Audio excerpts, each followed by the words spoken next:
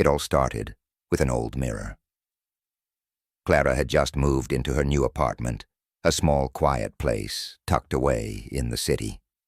Among the furniture left behind by the previous tenant was a large, antique mirror. Its frame was made of dark, twisted wood, intricately carved with symbols she didn't recognize. She didn't think much of it at first. One night, Clara sat on her couch, exhausted from unpacking, staring absent-mindedly at the mirror. Something felt off. The reflection was normal, her couch, her plants, the soft glow of her lamp. Except for one thing, her reflection was smiling, but she wasn't. Startled, Clara jumped up. The smile on her reflection faded immediately, mirroring her panic. She shook it off as her imagination. She had been stressed, tired. Mirrors played tricks sometimes. Days passed, and Clara tried to forget the incident.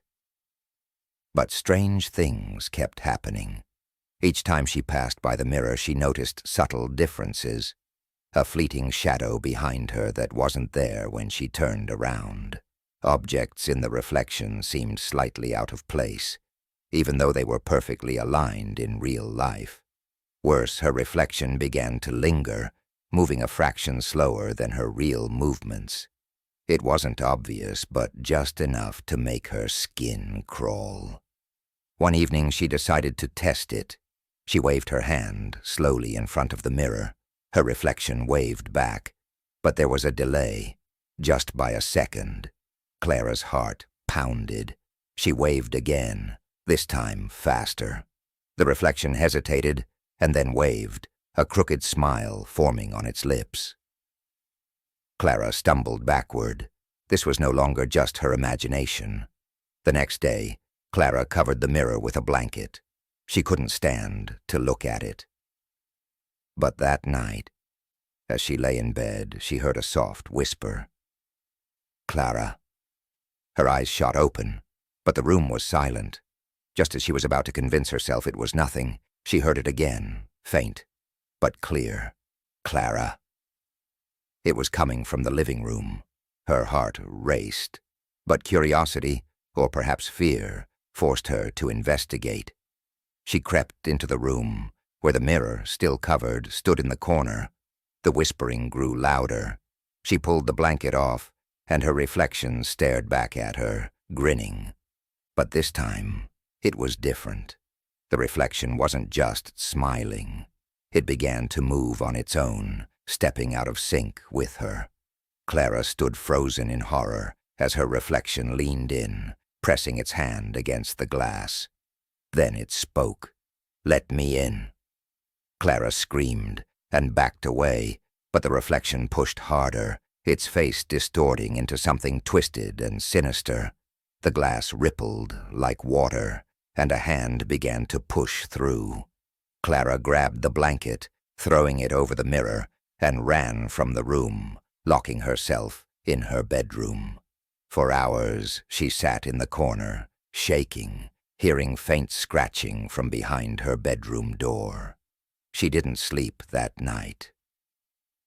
The next morning, Clara called her friend, Sarah, who agreed to come over.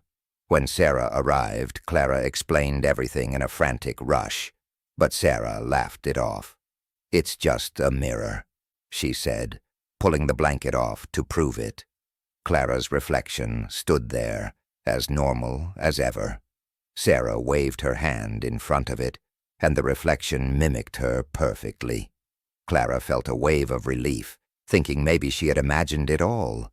But then Sarah leaned closer to inspect the frame, and that's when it happened. The reflection of Sarah didn't follow. It stayed still, staring directly at Clara with a wicked grin, even as the real Sarah turned away. Clara's heart stopped. She opened her mouth to scream, but before she could, the reflection of Sarah turned and winked. Then, in a swift motion, it grabbed the real Sarah by the throat, dragging her into the mirror. Sarah's scream was cut short as the glass swallowed her whole. Clara rushed forward, pounding on the mirror, but it was too late. The reflection of Sarah stood alone now, staring back at her with cold, dead eyes. Terrified and helpless, Clara could do nothing but watch as the reflection smiled one last time before vanishing into the darkness. The mirror was empty now, just a piece of glass reflecting an empty room. But deep down, Clara knew it wasn't over. She could feel it. The mirror wasn't just an object. It was a gateway, and something on the other side was waiting for its chance to come through. Ending twist.